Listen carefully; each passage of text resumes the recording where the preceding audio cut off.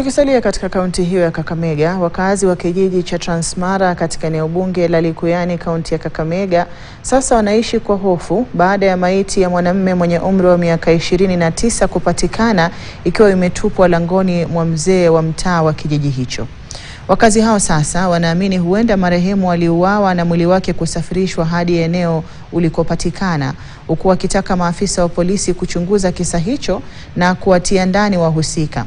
Kulingana na Alfred Washisino na mkewe Rofina Ashiuma, maiti hiyo iligunduliwa na jirani yao aliyekuwa akipita karibu na lango lao, huku wakazi wakiendelea kulalamikia kuendelea kuzorota kwa hali ya usalama katika eneo hili. Ni mkaaji wangu. Kile kitu tumehuzunika kwa lile chambo, sababu huyu kijana kuingi na maneno.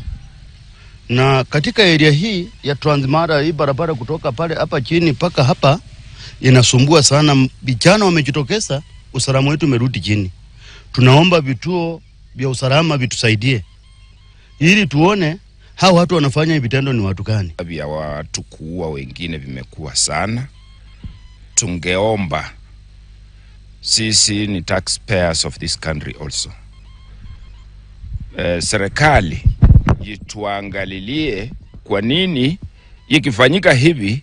Hata uchunguzi yenye inafanywa inaenda miaka karibu 30, uwezi sikia report. Vijana wamejitokeza kwa barabara, wakikuta tu mama hawezi toka kwa tingatinga jioni, mtu mzee huwezi tembea kwa barabara. So please, tunaomba serikali kuwe na maanani na sisi kama tunaishi Kenya. Mtu amelala kwa mahindi yako. Mimi kuamka kuja kuona huyo mtu tayari kumbe amekufa. Ni kama walimuua mahali, wamefuruta, wameleta kwa mahindi kwa poma yako, kwa keti yangu. So kuangalia sura ni mtoto ya charani yangu. Kutoka Kakamega tuelekea